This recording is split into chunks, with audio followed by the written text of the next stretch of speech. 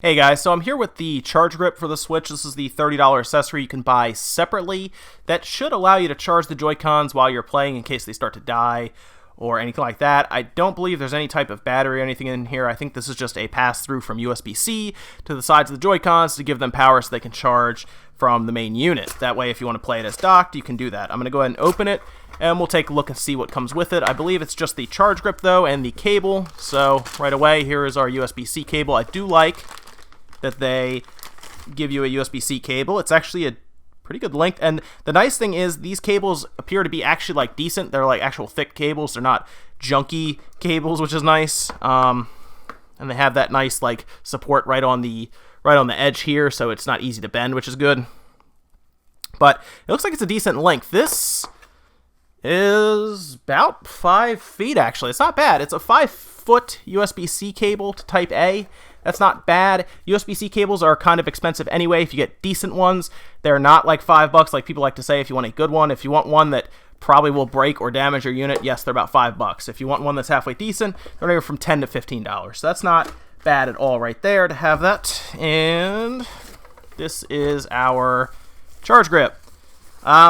Because there's no batteries in here, I think it's a little odd that Nintendo could not include this with the main system. Although I do know they're trying to push the portability factor, so I guess they want you to just slide the Joy-Cons onto the sides. But the Joy-Cons do get 20 hours, supposedly, of battery life per, so it's not the biggest deal in the world. But if you want to continue playing and charge at the same time, you would just get one of these. This is about $30, though, so it's a little pricey for what it does, considering there's no actual batteries in here. And while we're on that note, let's just open it up and see what it looks like inside.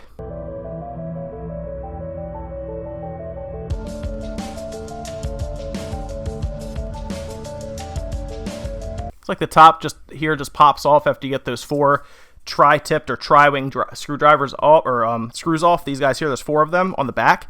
Looks like this part just comes right off. And here's our circuit board here that does the charging. So it takes the USB-C connection in here, and then it runs down through what is probably a power management chip here. Runs to the 2 Joy-Cons up the rails here. Same exact type of cables and mechanism here that charges it from the system itself. So that's actually pretty cool, but overall, I don't know if I can tell you to buy this considering it's $30. There's no batteries actually in this at all.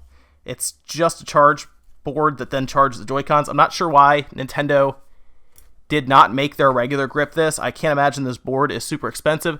The only reason I think they probably did that is because they did not want to give you another USB-C cable with it, because again, USB-C cables still are not super cheap.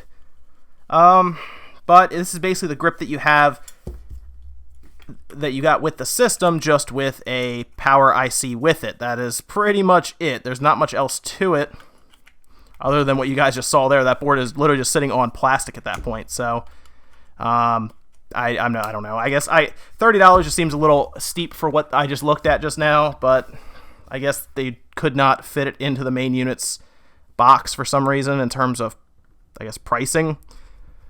So, is it worth $30 for what the Joy-Cons are at 20 hours a piece? Probably not. This is probably a unneeded item, to be honest. I would save the extra $40 and just get a Pro Controller, to be honest, over spending $30 on one of these. I kind of got it just because, just to show you guys what I'm showing you now. I probably would not have bought one of these otherwise, so there you go. Maybe I just saved you $30, I don't know. But that is going to do it. I'm about to put the last screw in, and then there's really not much to say about this charge grip. So with that, I hope you guys had an idea of what you're looking at here. I think some people actually thought there were batteries in this when there's not. It's just a pass-through for power to the Joy-Cons. Now, some people have said that because it's provided power at all times, the Joy-Cons may actually have better range or capability with this, but you're plugging it in then. So I don't know why, unless you're near an outlet, you use like a cell phone charge brick to then charge these. Maybe that would help it, but if you're that close to the system to plug it in, you wouldn't have Joy-Con issues anyway. Most people are getting those Joy-Con issues when they are like 10 feet away, for example, as opposed to being 5 feet away like this cable would give you that ability to be. So I don't know. Take that with what you will, guys. I don't think it's worth $30 for this. your grip is probably fine, and then unless you're going to play for 20-something hours at a time, save the extra 40, get a Pro Controller, you'll be much happier. But that's about it for now, guys. I will see you next time.